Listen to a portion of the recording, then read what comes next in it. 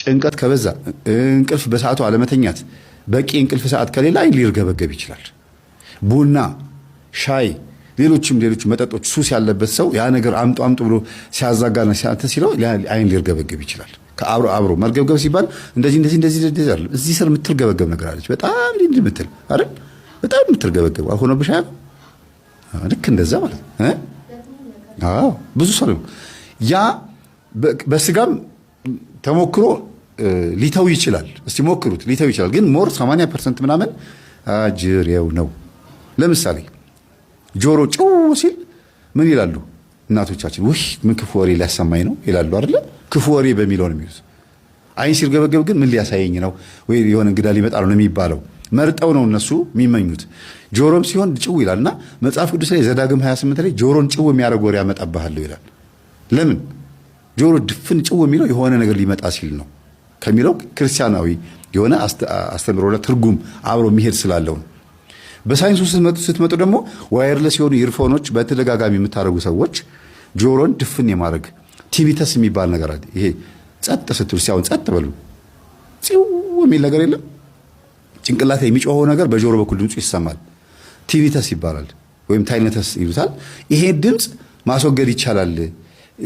ምክንያቱም ምንድነው? ጭንቅላት እናቶቻችን ቅቤ ካልተቀባን፣ ድርቀት ሲኖር ቅባት ካልተቀባን ምናምን እንደዚህ ነገር ሲሆን ነው ጆሮ የሚጮኸው ይላሉ። ትክክል ነው፣ ሊያገናኙ ይችላል። ቅቤ ተቀብቶ መሞከር ነው፣ ቅባት ተቀብቶ መሞከር ነው፣ ድርቀት ካለ። ለምን ድርቀት በራሱ የሆነ ችግር ሊፈጠር ስለሚችል። ግን ደግሞ በተደጋጋሚ ጆሮአችሁ ድንገት ድፍን ብሎ ሲዘጋ የሆነ በቃ እዚያ ጋር መጥቶ የቆመ የተገተረ መንፈስ አለ ማለት ነው። በስመ አብ ወወልድ ወመንፈስ ቅዱስ ክፎሬ ከኔ ራቅ ትላላችሁ አይደለም? እና በሁሉም አንግል ማየቱ ጥሩ ነው ብዬ አስባለሁ፣ መጽሐፍ ቅዱስም ስለሚደግፈን ማለት ነው። በሌላ በኩል ደግሞ ይሄ ኤሌክትሮኒክሱን በተደጋጋሚ በተለይ ዋየርለስ የሆነውን የቻርጅ የሚሆነውን አዲሱ የመጣውን አይፖድ እንትን የሚባለውን ኢርፎን ትንንሹን ማለት ነው። እሱ ስትጠቀሙ በጣም ረጅም ሰዓት የምትጠቀሙ ከሆነ የመጉዳት ፍሪኩዌንሲው ጆሮ ውስጥ ገብቶ ነርቮችን የማበላሸት አቅም አለው ተብሏል። ስለዚህ ባለገመዱን መጠቀም ይሻላል። ባለገመዱ ምንም አይነት ጉዳት የለውም ሲሉ ነበር። ምናልባት እንግዲህ የነጋዴዎች አንዱን ገበያ የመቀማማትም ሊሆን ይችላል። ግን ጉዳቱን የምታውቁት እናንተ ናችሁ። ለምሳሌ ጳውሎስ ኞኞ የሚባለው ጋዜጠኛ ምን አሉት? አረ እባክህን የስፖንጅ ፍራሽ እኮ ካንሰር ያመጣላሉ ብለው ሲሉት አረ ይሄ የሳር ፍራሽ ነጋዴ ወሬ ነው አሉ ይባላል። እና አንዳንዴ አንዱን ለመጉዳት ነው። ሰሞኑን አሁን 15 ቀን ውሃ ይጠፋል እየተባለ ነው አይደል? ዛሬ ነው የተጀመረው። ከትናንትና ማታ ጀምሮ ለ15 ቀን ያክል አዲስ አበባ ላይ በተወሰኑ ክፍለ ከተሞች ውሃ ይጠፋል ተብሏል። እኛም ይኸው እየተዘጋጀን ያለ ነው ውሃ እንግዲህ ወደ ቤት ለመውሰድ እና ምንድነው ቲክቶክ ላይ የምንሰማውኝ አንዳንድ ነገሮች አንዳንድ የመንግስት ባለስልጣናት ትልቅ የውሃ ፋብሪካ ስለከፈቱ የእነሱ ፋብሪካ ለማስተዋወቅ ሰው ውሃ እንዲገዛ ነው፣ ብዙ ገበያ እንዲኖር ነው ደግሞ ተባለ። ስለዚህ እዚህ ጋር ገንዳ ሊታጠብ ነው፣ የውሃ ገንዳ ሊታጠብ ነው፣ ውሃ ይጠፋል ሲባል በሌላ በኩል ደግሞ ተጠቃሚ የሚሆን ነገር እንዳለም ደግሞ ይጠረጠራል ነው። የዛሬ ስንት ዓመት እንግዲህ መለስ ዜናዊ በነበረበት ሰዓት መብራት በፈረቃ ነበረ። መብራት በፈረቃ በነበረበት ሰዓት በኋላ ምን ሰማን? የብራዚል ይሁን የምን አገር የጄኔሬተር ፋብሪካ ከኢትዮጵያ መብራት ኃይል ድርጅት ጋር ተነጋግሮ ተፈራርሞ ነው፣ በጋዜጣ ላይ ያነበብኩት፣ ተፈራርሞ ጄኔሬተር በብዛት እንዲሸጥ እና ብዙ አይነት ጄኔሬተሮች ስላሉ ህዝቡ ጄኔሬተር ገዝቶ በየሁሉም ሰው ቤት እንዲዳረስ ስለተፈለገ ነው እንጂ መብራት ፈረቃ የነበረው እውነት ፓወር አጥሮ አይደለም እስኪባል ድረስ የዚህን ያክል ህዝብን የሚሸወድበት ሁኔታ ሊኖር ይችላል ነው። እና አንዳንዴ አጅሬው ይሸውዳል ማለት ነው። እና ብቻ ወደ ዋናው ነገር ስንመጣ ሌላ ነገር ውስጥ መግባት አልፈልግም። ፖለቲካ አታናግሩኝ፣ እኔ ነኝ የተናገርኩት። ይቅርታ አድርጉልኝ መንግስቶች፣ ባለስልጣናት እንደው ይባላል ነው። ስለዚህ እዚህ ጋር ስንመጣ የቡዳን መንፈስ ከላያችን ላይ ለማስወገድ ምን ማድረግ እንዳለብን 3 ነጥብ ብቻ አስቀምጬ እንለያይ። አንደኛ የቡዳ መንፈስ መጀመሪያ መኖርና ለመኖር ማረጋገጥ አለብኝ ስትሉ ምልክቱ ምንድነው? ያንን ትምህርቱን በደንብ ማዳመጥ ቡዳ ምንድነው የሚለው ቼክ አድርጎ በትምህርታችን ውስጥ ማየት ገብቶ በደንብ መመርመር።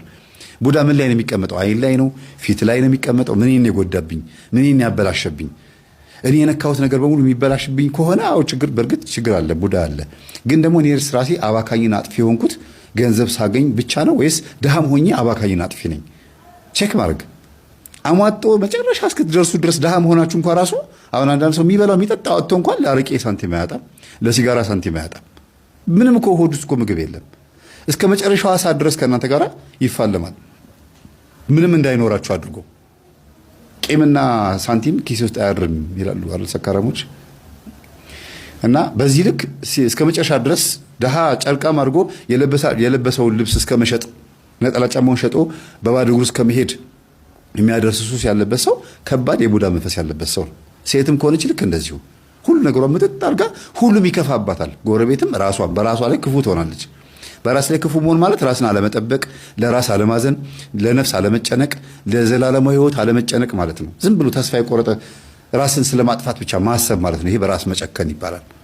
የዘላለም ሕይወት እንዳላስበው ቢከፋም ቢለማ ምን ሳይሻል አይቀርም የሚባል ነገር አለ። ምንድነው? ለክፉም ለደጉም ምን ሳይሻል አይቀርም ሲጻፉት እናንተ። ስለዚህ መንግስተ ሰማያትም ገነትም ቢኖርም ባይኖርም ሲኦልም ቢኖርም ባይኖርም ግን ደግ ሆኖ መኖር፣ ጾሞ ጸልዮ ሰግዶ ለአይምሮና ለህሊና ታማኝ ሆኖ መኖር ይሻላል። ቢኖርም ባይኖርም ስላችሁ እንደው የለም ብላችሁ የምታስቡ ከሆነ ኤቲስትነት ካለባችሁ ማለት ነው። መልካም ሰው ሆኖ ማለፍ እኮ ጥሩ ነው። ስምን ከመቃብር በላይ ስለሆነ ማለት ነው። ተዝረክርኮ መሞት መረሳት ነው። መሞት በአጠቃላይ መረሳት ቢሆንም ግን ስም ከመቃብር በላይ ነው። አንዳንዴ እሱ እንኳንም ሞተ የሚባል መሆን የለበትም።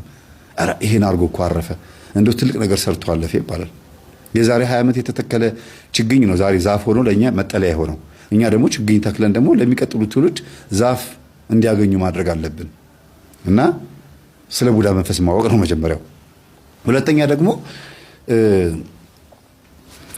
በዙሪያችን ያሉ ሰዎችን ማየት። የእኔ ጠላት ማን ነው? ሰላቢ መንፈስ። ሰላቢም ቡዳ ስለሆነ ነው።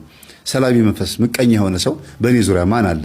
የሚነካካብኝ ሰው፣ በእኔ ነገር የሚቀና ሰው የሆነ ነገር ስትይዙ ማለት ነው። አይ ይሄን ነገር እንደዚህ ብታደርገው ጥሩ ነበር። ሁልጊዜ ባላችሁ ነገር ላይ ኔጌቲቭ የሆነ አስተያየት ነው የሚሰጠው። ይሁን ችግር የለውም እድሜ አይኖረውም ግን ተጠቀምበት ይላሉ። አሪፍ ነው እንዴ ጥሩ ነው የገዛኸው ወይ ሲያምር፣ ኧረ እኔም እንደዚህ እገዛለሁ ምናምን የሚል እኮ ቢሆን ጥሩ ነበረ። አንዳንዴ ጥሩ ቅናት ነው እኔም እገዛለሁ ማለት። ግን ያደረጋችሁት ነገር በሙሉ አይጥመውም። ሁሌ ባደረጋችሁት ነገር ላይ ኦፖዝ የሆነ አስተያየት ነው የሚሰጠው። ይሄ ምቀኝነት ነው። የራሱን ኢጎ ሰው ላይ ያንጸባርቃል። ሳያውቀው ግን ቡዳ መንፈስ የሚያስተላልፈው ማለት ነው። ሶስተኛ ደግሞ እንዲህ አይነት ሰው መኖሮቹን ቼክ አድርጉ ነው ይሄ። ሶስተኛ ላይ ግን ተሰብስቦና ተጠንቅቆ መኖር፣ ቡዳ መንፈስ መኖሩን ማወቅ ትችላላችሁ። እቤት ስትቀመጡ ቤት ድረስ አንኳኩቶ ይመጣሉ የቡዳ መንፈስ ያለባችሁ። የት ጠፍተሽ ነው? በእርግጥ የሚያስቡላችሁ ሰዎች ሊመጡ ይችላሉ። ግን በተደጋጋሚ ምን እንደምትበሉ ምን እንደምትጠጡ ቤታችሁ ውስጥ ያለውን ጓዳ ጎድጓዳ ምናምን ቡና ለመጠጣትም በምንም ውሏቸው ሴቶች በተለይ እንደዚህ ቤት ውስጥ በሰፈር በምትውሉበት ሰዓት እንዴት ናችሁ ቡና የለም እንዴ ብለው በየቀኑ ይመጣሉ። በየእንትኑ የምትበሉትን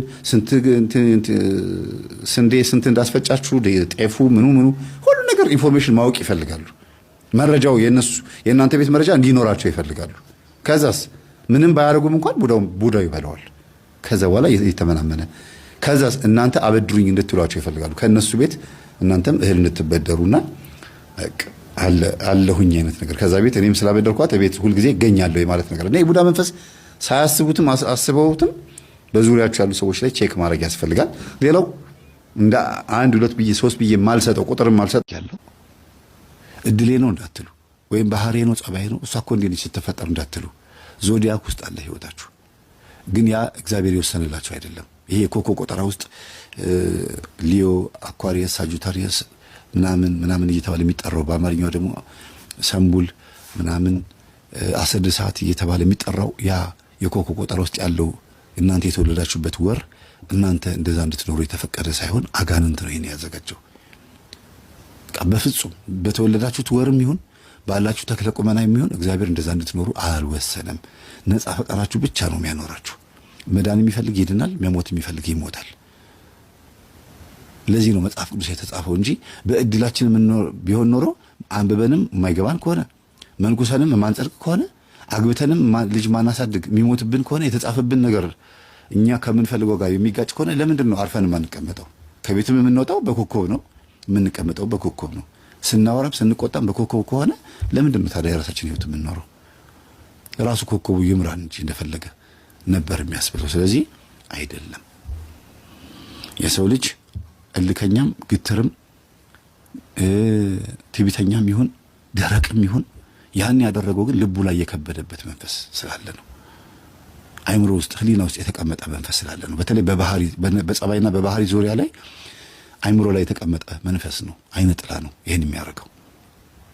ስጋችንን ሳይሆን የሚቀያይረው አይምሮአችንን ነው የሚቀያይረው። ጥቁርም ብንሆን አይምሮአችንን ነው ያጠቆረን፣ ቀይም ብንሆን አይምሮአችንን ያቀላን። ከማን ከመንፈሱ አንጻር ይምላችሁ ምንድነው? ማዲያትም አወጣን ተመቸንም ደላንም ማለት ነው ጥቁርና ቀይ ስል እንጂ የጸጉራችንን ንጣት አይደለም። ኢቭን ከዚህ ከጸጉር አንጻር ራሱ እንኳን ከማንነታችን አንጻር እንኳን ራሱ ያለን ስታይል፣ የምንከተለው ፋሽን፣ የምንናገረው ንግግር፣ ውሏችን በራሳችን መሆን አለመሆኑ ማጣራት አለብን። ይሄ ነገር ከኔ ነው ወይስ ከማን ነው? ይሄ ልማድ፣ ይሄ ሃቢቹዋል አክሽን፣ ይሄ ትሬንድ ከየት የመጣ ነው? እንዴት አይነት ልምምድ ነው ብለን ማሰብ አለብን። ከዛ በኋላ እናገኘዋለን። አጅሬው ስናገኘው አይማረኝ አይደለም እንለው፣ ላገኘህና ብቻ አይማረኝ ትላላችሁ። ቀጠቀጣለሁ ብለው ነበር። እኔ የዛሬ 13 ዓመት ከሰው ጋር ቀን ሊያጣላኝ ሞክርና ማታ ብቻ እንገናኝ፣ ጸሎት ክፍል እንገናኝ ስለው ሙሉ ቀን ሰውነቴ ሲንቀጠቀጥ ይውላል። ለካ ፍርሃቱ ነው፣ የመንፈሱ ፍርሃት እኔ ላይ ይገባል። እንደዚህ ካልኩት በኋላ ሰውነቴ ያለበኛል፣ ይንቀጠቀጣል። ገብቼ ቅጥቅጥ ሳደርገው ወይኔ ይላል። በቃ ያ ምንድነው? ከነቃችሁበትና ባህሪያችሁን እየገራችሁ እያስተካከላችሁ እየሄዳችሁ የሆነ ለወጥ ያለ ነገር ስታገኙ ራሳችሁን ይሄ ማይን አይደለም ትላላችሁ። አሁንም ስታስተካክሉት አሁንም የሚበላሽ ከሆነ አገኛለሁ፣ ማታ እንገናኝ። በቃ ለጸሎት ስትመረከኩ ቅጥቅጥ ማድረግ፣ በስግደት ረጅም ሰዓት መስገድ። ታሰር በስላሴ ስም ባህሪን የምትቀያየር እስራኤል የምታበላሽ በኢየሱስ ክርስቶስ ስም ታሰር። ቅዱስ ሚካኤል በሰይፉ ይቆራርጥህ፣ ቅዱስ ገብርኤል በጦር ይውጋህ፣ ቅዱስ ሩፋኤል በሳቱ ያቃጥልህ፣ ቅዱስ ኡራኤል በመብረቁ ይምታህ እያለን በመላእክቶች መክበብ ነው። ከዛስ አገላብጠው የማይበላ ጥብስ ስጋ ነው የሚያደርጉት፣ የሲኦል ጥብስ ስጋ ማለት ነው። እናንተ ብቻ ታመኑ፣ ለመለወጥ ዝግጁ ሁኑ፣ በእናንተ ለእግዚአብሔር እንዲሰራ ፍቀዱ። ፈቃድ ነው የሚፈልገው እግዚአብሔር።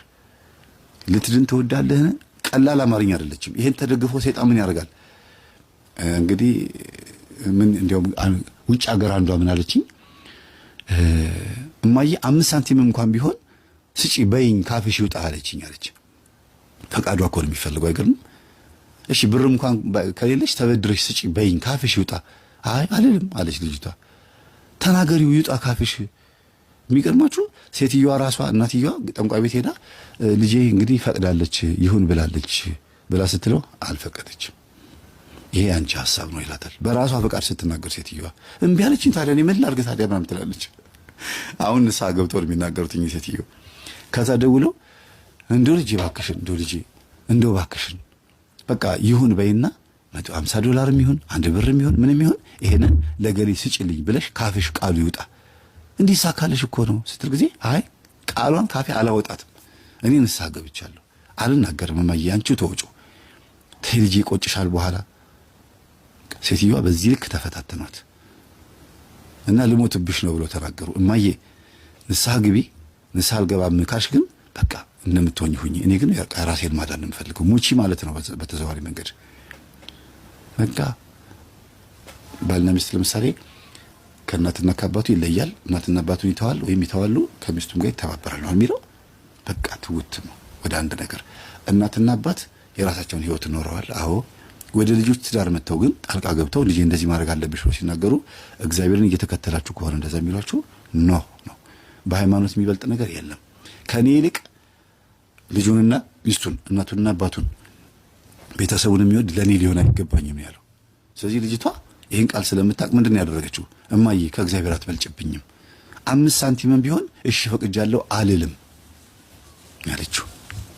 ሰይጣን ሰፍ እንዳለ ይሄው ልጅቷ ምንም መስዋዕት ሳያቀርብ ዳነች ማለት ነው። ያን ይፈልገዋል ካፉ። ስለዚህ ነፃ ፈቃዳችንን ተደግፎ ነው ሰይጣን ተግባር የሚፈጽመው። ባንፈቅድለትም እንኳን መጥቶ ይገረግራል፣ ያስቸግራል እኮ ባንፈቅድለትም እንኳን። ስለነበረን ሰዓት ሁሉ አምላካችን ስም የተመሰገነ ይሁን። እግዚአብሔር አምላክ ከልቦናችን ትዕቢትን ያስወግድልን፣ ግትርነትን ያስወግድልን፣ ድርቅናንም ያስወግድልን። ለስለስ ብለን የምንግባባበትን ጊዜ ያምጣልን። በተለይ አገልጋዮች፣ መምህራን፣ አውቃለሁ ብለን የምናስብ ሰዎች